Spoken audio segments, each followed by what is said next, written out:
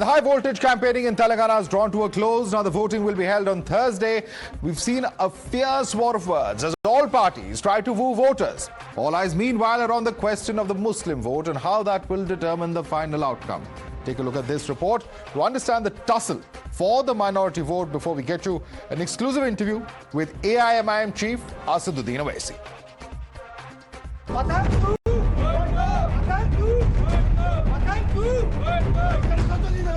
Asaduddin Owaisi's AIMIM is contesting just 9 seats in this Telangana polls, but it remains an important player in the state, where around 13% Muslim votes play a decisive role in at least 30 assembly seats. AIMIM is in the fighting ring on all 7 seats it had won the last time. These are Chandrayan Gutta, Nampalli, Malakhet, Yakutpura, Charminar, Karwan and Bahadurpura. The 2 additional seats where AIMIM has fielded its candidates are Rajendra Nagar and Jubilee Hills. Minority political circles say there are about 29 seats in the state where there are more than 15% Muslim votes. 7 of these constituencies in Old Hyderabad city have been traditional strongholds of AIMIM, where minority voters are 50% to 90%. The remaining 22 seats are in Greater Hyderabad region. Then there are some seats in Nizamabad, Zahirabad, Karimnagar, Sangareddy, Adilabad, which have significant Muslim population. It is on these seats where there's a fierce fight for Muslim votes between the BRS and the Congress. Owaisi-led AIMIM, which has been on an expansionist drive in other states, has limited itself to contesting on just 9 seats in the home state of Telangana. This makes Congress to claim that there's a BRS-AIMIM tactical axis against it, a well-thought-out strategy to keep Congress out. AIMIM has made a surprise re-entry at the Jubilee Hills, where its candidate is pitted against Congress's Mohammad Azharuddin in a close fight. Congress supporters say this is an attempt to divide Muslim votes to help BRS and weaken the Congress candidate. BRS government has come up with a slew of pro-minority schemes that it is banking on to retain their support. But Congress has also gone all out to appeal to minority voters, unveiling a minority declaration and promising to increase minority budget to 4,000 crore. It will be interesting to see whether BRS will be able to retain its hold on Muslim votes, or will the community switch its allegiance to its old favourite, Congress. Bureau Report, Times Now. Taking time out from his hectic campaigning schedule and joining us at the moment is the chief of the AIMIM, Asaduddin Owaisi. Mr. Owaisi, thanks so much for speaking to us. Let me begin first and foremost with your comments on Rahul Gandhi, which have gone viral. You've launched a sharp attack on Rahul Gandhi, and many believe that politicians normally don't make personal comments, but in Mr. Gandhi's case, you have attacked him personally as well. What prompted you to make that attack? No, but he started it. He said that he made this completely absurd and baseless allegation that MIM takes money to fight elections. The man has no sense of responsibility. After having supported the UPA for 8 years, Dr. Manmohan Singh as the Prime Minister, and after having supported Dr. Singh at a crucial time of nuclear deal, he should know very well that how much money was given to me.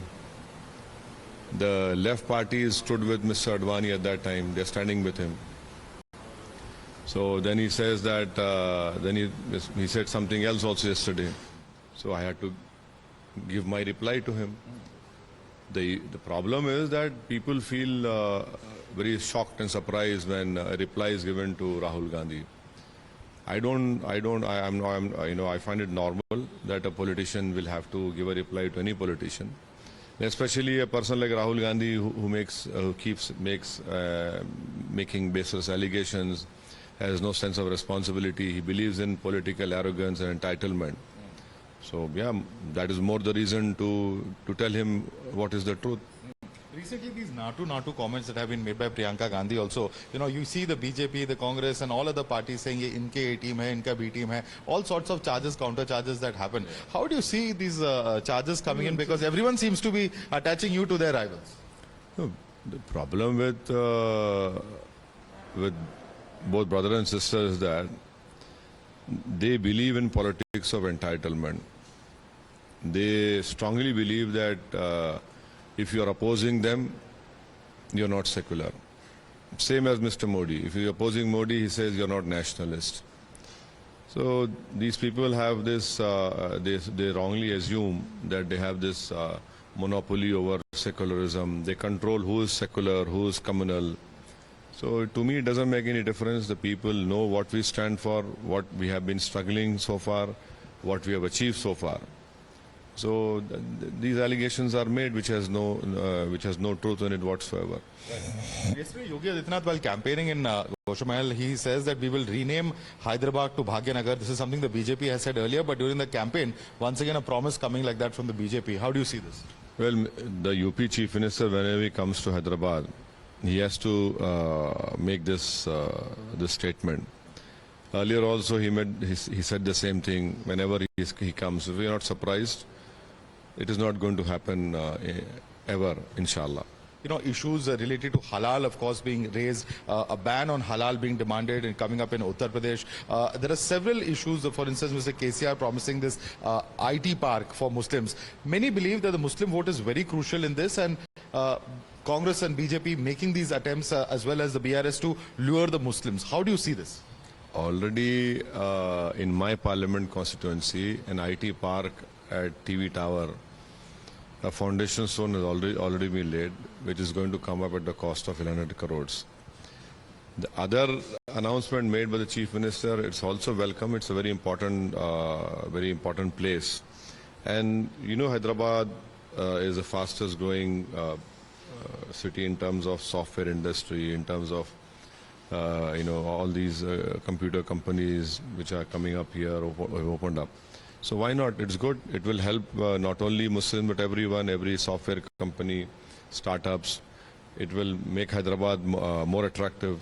So one should not complain. Right. Amit Shah says he'll abolish the 5% Muslim quota if the BJP comes to power. How do you see this? Well, Amit Shah is completely misleading and not saying the truth. The reservation given to Muslims in Karnataka and in Telangana is different. The Karnataka reservation and the Telangana and Andhra reservation is different. Here, it is not being given religion. It is being given on a empirical data which shows the social educational backwardness of the Muslims. And moreover, late P.S. Krishnan, who played a very important role in the Mandal report, a very famous, renowned anthropologist. You have backward caste of Muslims of Andhra and Telangana who are getting reservation. The upper caste are not getting it. So it is completely wrong on the Home Minister's part to say, not to say the truth. BJP is opposed to upliftment of Muslims, empowerment of Muslims. This has really helped the Muslims of those backward classes of the Muslims in Telangana and Andhra to really come up in government employment, in government education, professional colleges. So this has really, we have seen an improvement and the community gets empowered. In the process, the state and the country gets empowered. So what is wrong in that? Now in Karnataka, recently we had seen how Muslims had strongly voted for the Congress party. Do you see a possibility of that being repeated over here? Because the Congress seems to suggest that they will be getting a large number of Muslim votes to support the Congress nationally to take on the BJP. How do you see that playing out? Well, that is, parliament election is going to be held in sometime in March of 2024. But right now in Telangana, I don't see that possibility happening. Because in last 9.5 years, TRS government has spent more than 11,000 crores on the minorities ministry. You have 201 residential schools which are right now functioning. 130,000 Muslim boys and girls are studying free of cost from class 6 to 12 in different colleges for girls and boys. You have overseas scholarship for Muslim minorities. Nearly 2,000 boys and girls are studying abroad, doing 2 years master's course. Shadi Mubarak scheme is there. So I don't see that because the Telangana also is the only state which has the largest social sector spending. So Congress can make all these claims, but on the ground it will be different. Yeah, because you're talking about these schemes. BRS also says not just Shadi Mubarak, Dalit Bandhu, Raitu Bandhu, etc. etc. But Revant Reddy says that there's huge corruption. He will put KCR in the Cherlapalli jail in a 2 BHK. On the other hand, you see KTR attacking the Congress, saying that during Indira Gandhi's time all we saw was bloodshed. How do you see this kind of narrative? All these schemes, these are all directly linked to Aadhaar, and they go directly into the account of the beneficiaries.